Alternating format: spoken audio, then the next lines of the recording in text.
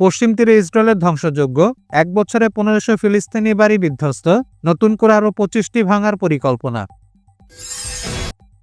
ইসরায়েলের অবরোধে গাজায় বন্যা বিপর্যয়, হাজারো আশ্রয়স্থল ডুবেছে, অ্যামনেস্টির মতে এটি সম্পূর্ণ প্রতিরোধযোগ্য গণহত্যা। ভেনেজুয়েলার তেল রপ্তানিতে যুক্তরাষ্ট্রের সম্পূর্ণ অবরোধ, ট্রাম্পের পদক্ষেপকে মাদুরোর সরাসরি যুদ্ধ উন্মাদ হুমকি বলে আখ্যা।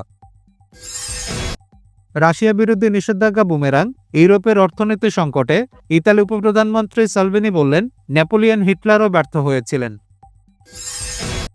ইমরান খানের 3 বোনসহ 400 পিটিআই কর্মীর বিরুদ্ধে মামলা, আদিয়ালা কারাগারের কাছে অবস্থান কর্মসূচিতে সন্ত্রাস বিরোধী ধারায় অভিযোগ। যুক্তরাষ্ট্র পাকিস্তান সম্পর্ক জোরদার, ভারতে উদ্বেগ, F-16 যুদ্ধবিমান উন্নয়ন ও খনিজ প্রকল্পে $1 বিলিয়ন মার্কিন সহায়তা। এবং সুদানের ড্রোন হামলায় কিন্ডারগার্টেন ও হাসপাতাল আক্রান্ত, কর্ডোফান অঞ্চলে 89 জন নিহত, বাড়ছে ডেঙ্গু প্রাদুর্ভাব।